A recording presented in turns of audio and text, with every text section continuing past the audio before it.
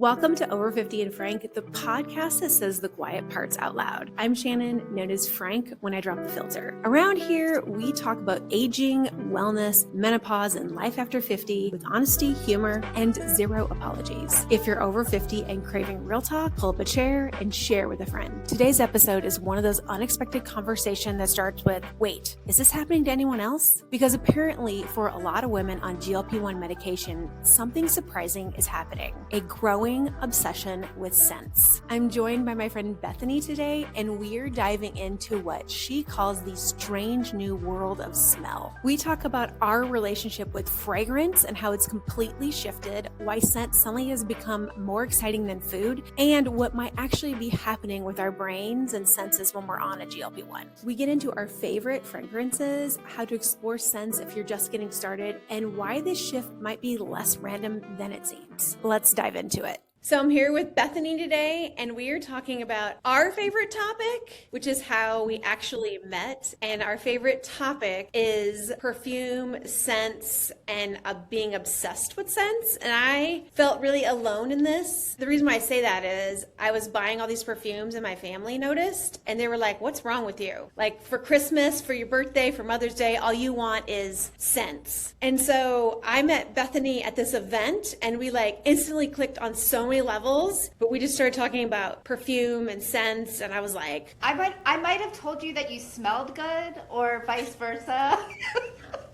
Because that's something I do. Well, and then I was telling Bethany that I heard that there's this correlation, and I don't know like the exact science behind it, between losing weight on a GLP-1, not necessarily losing weight, but losing weight on a GLP-1 and becoming obsessed with perfume. Do you have an explanation why you feel this is happening? It is a phenomenon that I'm seeing in every space that I'm in regarding fragrance. I think maybe there is a heightened sense of smell or something involved there, but really I think what it comes down to is addiction transference. So we go from food noise to fragrance noise, and I will say I prefer the fragrance noise, so I'll take it. I prefer the fragrance noise definitely over the food noise. I'm having a hard time choking down a smoothie right now, or a protein shake. But like when I smell somebody like walk by me, I'm like, whoa, like immediately. What's that scent? I gotta stop you. Yeah, I gotta stop you. So basically like food becomes less exciting and scents become more like, wow. So when did this start for you? I had been off and on a GLP-1 for about 2 years, and I had taken a little break last summer, and I went back on at the end of August, and it was almost immediate when I started with the tirzepatide last August. I revisited some fragrance. I had noticed like, okay, so I was sort of shifting my body care and my products after being influenced by Black Shower TikTok. So thank you to the Black women of Shower TikTok for teaching me how to properly care for my body. But then once that happened, I got into dusting powders, and those have a fragrance element. And so from there, I started learning about fragrance layering from these women. And from there, I revisited the fragrances I already had. I had a clean brand from Target that I had acquired at some point. And then I also had a sampler of a Macy's like favorite sampler that someone had given me for a Christmas gift several years before. And so I started sniffing all of those, and then I was like, oh, I like perfume again. And then the shopping trip started from there. So it's almost like I can't get on TikTok anymore because I get inundated with brands. I get inundated with people showing you dupes. Like, here's this brand, go to Trader Joe's and get this brand instead. As like, I get stuck on that. And then my kids know if I go into Sephora, like I just bypass all the makeup and go to the corner. And my teenager, my daughter, she is just like cringed about Sephora, even though like Sephora's like something that teenagers get into. For some reason, she's very cringed by it. She will not go into Sephora now. She knows like where I'm exactly going to head. And then when I go to Ulta, exactly where I'm going to head. Ulta, she likes a little bit more than, but it for me was becoming addicted to smelling nice. And then it was like my house smelling nice. And then my hand sanitizer smelling nice. And so like I have a stack of Touchlands in all different scents. Yes. Love them. Yes. And then room spray. So my husband the other day was like, so we now have room spray in our bathrooms? Like, I'm like, yeah, because, he's like, what's wrong with poopery? Like, he I was mean, nothing's wrong literally. with poopery, but we're going to take it up a level, you know? Yes. So one thing that I am seeing is and I'm probably saying this word, is a growth in, is it gourmand? Is that how you Gourmand, say it? right way. Like a growth in that. And I didn't even know what that even meant until like probably a few months ago. Has that happened to you like that? It's that vanilla, like gourmand to me is like that vanilla smell, correct? The vanilla, the coffee, the chocolate, the fruit, I mean, yes, I love it all. Even things that I previously thought, oh, that's not really for me. I kind of liked more like designer, they call them mushy scents where you can't necessarily pick out the notes. And now vanilla is like, it's my jam. I love vanilla. Like, everything I wear has some vanilla in it, either in the top or the base notes, the mid notes. It's in there. So I didn't know what that word meant till a couple months ago, and then I started researching it because I'd heard like my favorite influencer, Michaela DeGoria, talking about gourmand. I'm like, what the heck is gourmand? And then I was like, wait a minute, those are the scents I'll like. And before I liked kind of like that beachy smell, but a little bit more musky smell, if that makes sense. And then I started noticing everything that I have right now has that vanilla coffee chocolate base. And then I was like, wait a minute. So if I was addicted to sweets on a GLP-1 and now I'm addicted to these smells, that like that addiction transference, now it's like all clicking, like addiction transference from being addicted to sweets and being then now liking these things. It's just crazy. It is, and you still get some of the, I don't know what you would call it, like I think it's a dopamine thing, truly. Like you get that hit from the fragrance that you would normally get from a food. And it's sort of very similar because the same foods that I would normally have eaten an abundance on, before I had the GLP-1, I can now get through fragrance. What are your top 5 fragrant notes and why? Okay, so the notes that I tend to gravitate to right now are vanilla, tonka bean, milk or lactonic, cherry, and musk. So those can be all in one fragrance or they can be distributed, in different fragrances, but those are my top right now. Tonka is like a nutty, cozy, I forget what plant the tonka bean is from. I have to look that up later, but I can send you that information. But it's something that you would know off the top of your head, and it's called a tonka bean. So tonka bean, and then the milk, it's just like I'm not even a milk lover. I don't even drink milk. I've never had a glass of milk in my life. But Yeah, milk is not my favorite thing. It's very warm. It's very like cozy and comforting. Now, depending on the perfume, I feel like there are people that do milk better than others, and we can talk about that too. Cherry, I was a certified cherry hater, and I just thought it all smelled like cough syrup. And then I smelled this one fragrance from an indie perfumer in Charlotte, and I was like, my whole world changed for cherry. And then musk, I mean, what can I say? That's that sexy skin scent that it just smells good. I have to say, so mine are, everything I notice has vanilla and almond as a base. So it's definitely like that nutty flavor is the thing. Cherry, coconut, and strawberry are ones that I really like. I also like magnolia, like floral scents are another one, but I have noticed that everything I've bought, I actually went and looked last night because I feel like I buy everything from the TikTok shop. Yeah. Everything that I have bought in the last 6 months is some fruit sweet thing that I bought. And it's been like crazy. It's just so crazy. So somebody is getting started when it comes to becoming a fragrance lover or a perfume talker. Where's a good place to start? First of all, I think you need to get out there and smell as much as you can,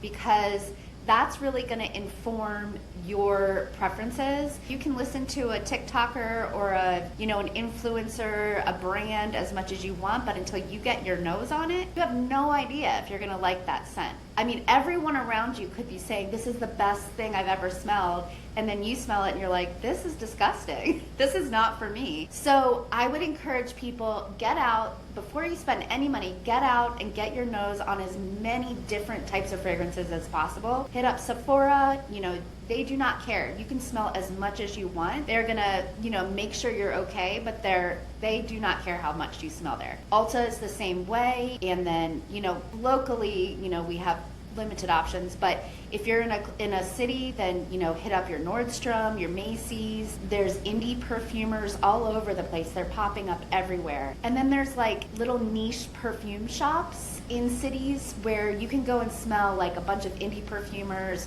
Just get your nose on as much as possible, you know, and don't ignore places like Bath and Body Works or Anthropology. Those places have great options and pretty affordable as well. I've gotten some great things there. I love Bath and Body Works because it hits the perfume, the lotion, the room spray, the laundry. I mean, you can hit everything there. So, and they also have great sales. So get your nose on as much as possible. Join fragrance groups on Facebook. You know, the Scent Lounge is the one that comes to mind for me. It's the biggest group that exists, you know, at this time. I think it's like 25,000 of us in that group. Oh, wow. And people share information, people swap fragrances, people resell fragrances. So you can get stuff for a very good price that, you know, you don't have to pay full price at Nordstrom.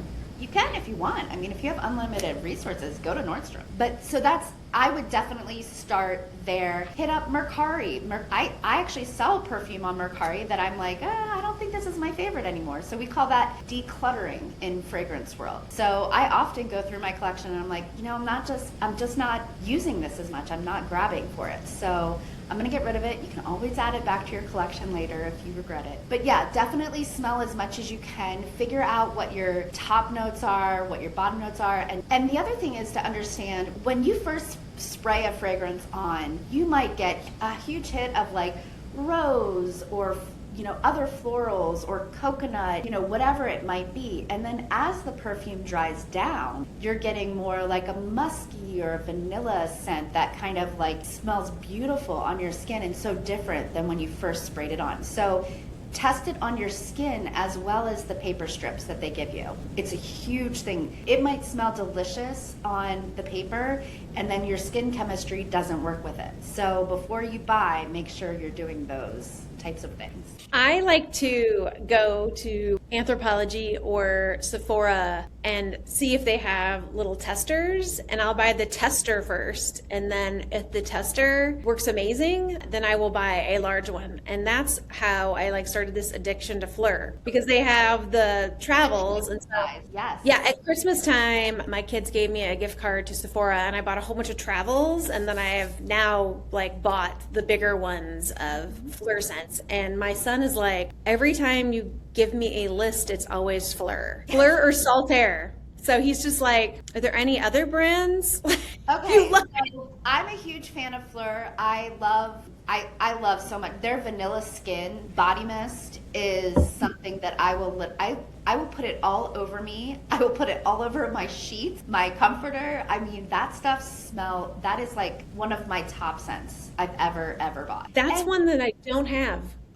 Oh, it's so good. But I also love, they have one called Golden Rule that's like a very warm floral, and that one is one of my favorites. Yeah, Fleur has, I mean, they just have the gamut of, you know, gourmands, but florals, skin scents, and they're very accessible, to me anyway. I think it's an accessible price point. And they have it in body mist. If you don't want to spend for, you know, an EDP, you can, you know, an eau de parfum, you can do a body mist, which I think their body mist, the longevity with their body mist is good. Get it on your clothes, you know, get it on your hair, not just your skin. So Fleur, I love. Kayali, I love for people just getting into fragrance. Kayali has like a whole, again, accessible, and you can smell them at Sephora. They're just great. They're gourmand, there's fruity, there's beachy scents, there's all kinds of things. I mean, there's a ton of options. You can do the designers, you know, you can do Tom Ford, you can do, but you're gonna keep going up in price there.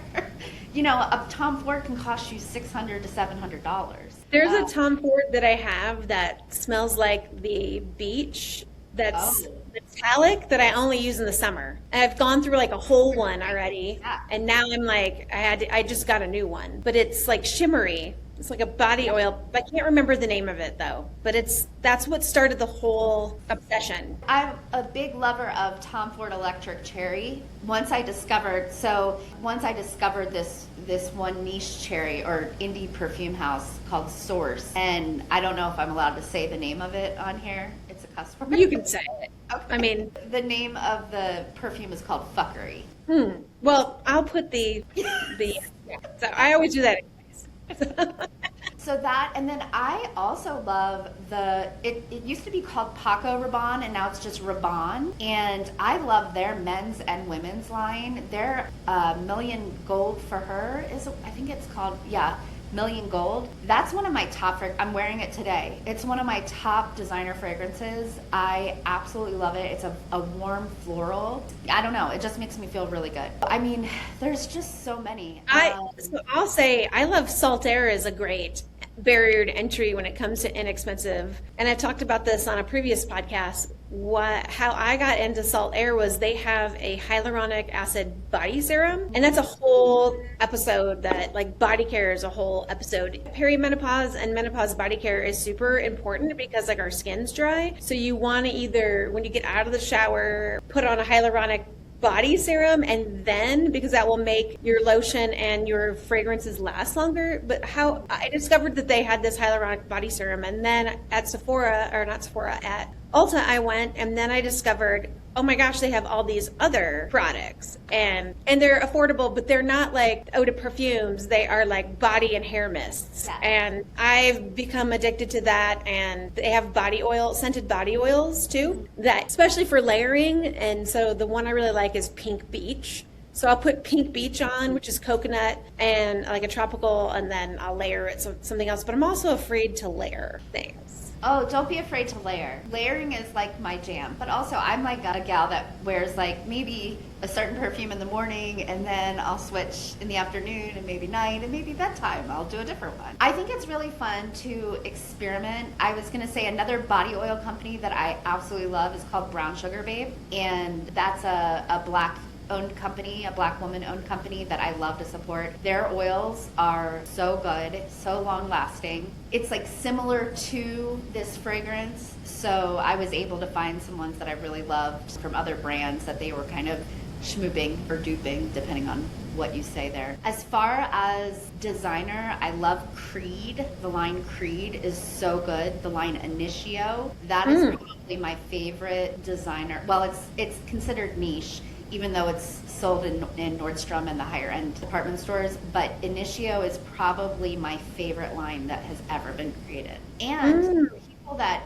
work the Initio counter, specifically in Portland, they're very generous with the samples. So let that be known. I will have to remember that. The only designer perfumes I own right now are Gucci in the tall floral bottles. I have all three of those. I can't remember what they're called. I should have snapped a picture and looked for left, because I'm obviously not at home. So Gucci, and I feel like Tom Ford are the only designers I own. Tom Ford and Gucci are great. YSL, their Lieb line, is very good. It's pretty accessible. And again, always go with the travel size first. If you love it, then buy a full bottle. If you go through it quickly, buy a full bottle. But the travel size is the way to go. I mean, truly, I have like probably 50 travel sizes at this point. Yeah, I have a crystal little tray, and they're all in the tray.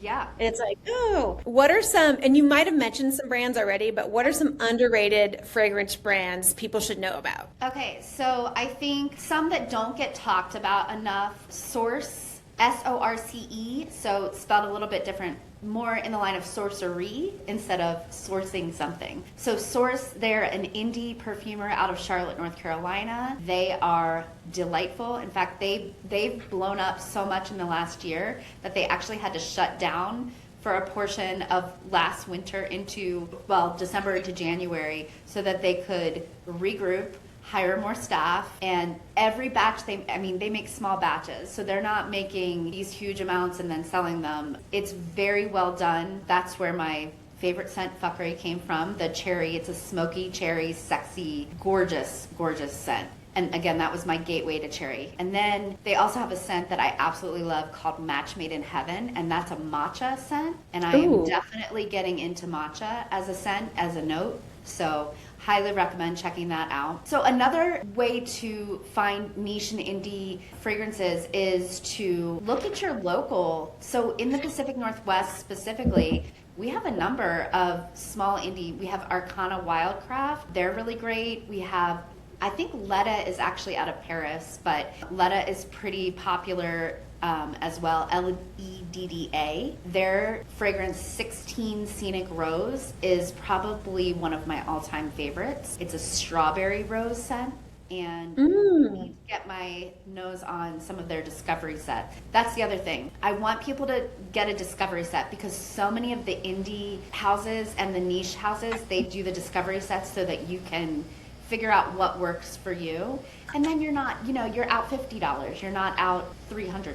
So I've done that with Future Society. Do you have any Future Society? I don't know, but I see their stuff everywhere. I will have to bring some in for you to test out. Yeah, I have samples in my office that I'm like, I just keep perfume here.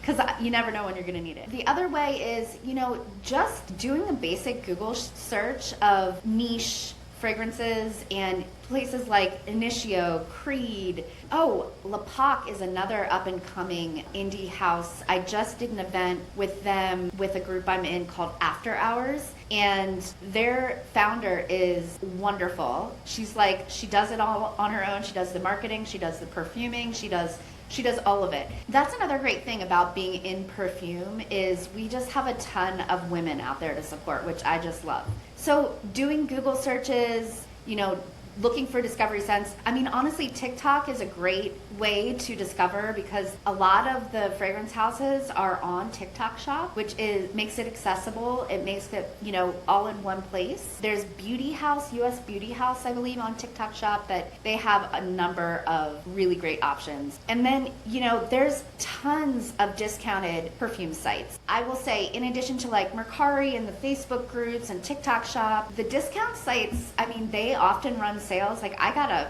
$400 perfume for $200, pretty recently, and it had been on my wish list for quite some time. So that's a good way that one was so avant-garde. That was the name of that discount retailer. But if it's a good retailer, you're going to get an authentic fragrance. You don't have to worry about someone, ripping you off or selling you a fake. And there's also ways to identify fakes, which I also tell people to familiarize themselves with what that looks like, especially if they're going to buy off sites like Mercari. On to lightning round, which means we're just about done. Before we get into lightning round, where can people find you on the internet to follow you?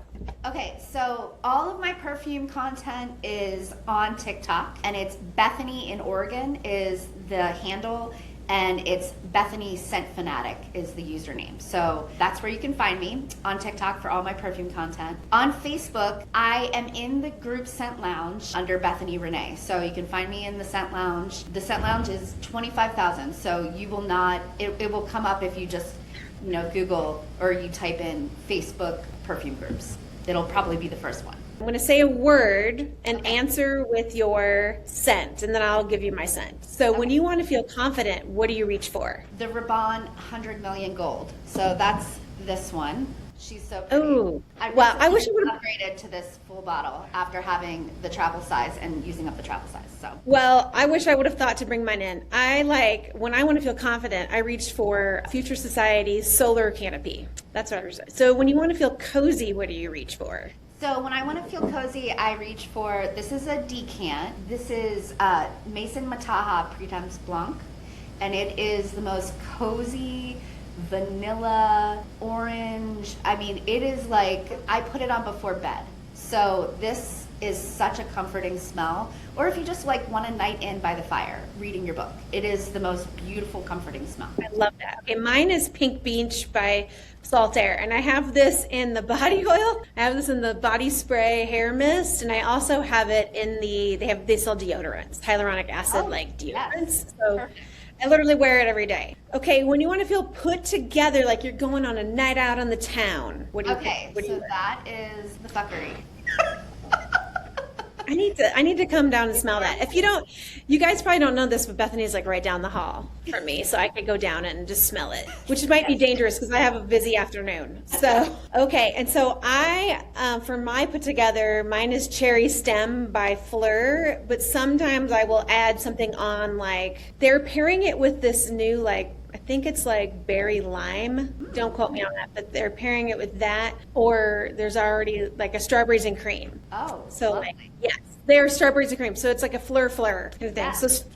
But cherry stem was one that I got at Christmas time in a travel, and I ran out of it super fast. Like I even put it in my purse, and then I'm like, I need to buy this one. Cherry stem is a beautiful cherry scent. Yeah, the other one I'm kind of addicted to is Rose Whip. That one is good too. You need to smell the Letta 16 Scenic Rose, and then also the Atelier des Ors, which is Pink Me Up. So I'll have to have you smell both of those really soon. Well, thank you for joining. Thanks for having me. There's so many other things we could talk about, but like perfume is like something that I have thought about talking more about on social media and in my website, but I'm like, I'm going to talk about it on a podcast first, because when it comes to like describing how something smells, I'm like, it smells like strawberries is like how I would describe it. I need to learn how to describe things better, but thank you for coming. Thank you for being my partner in crime when it comes to chatting about scents, and definitely have you on again. Okay.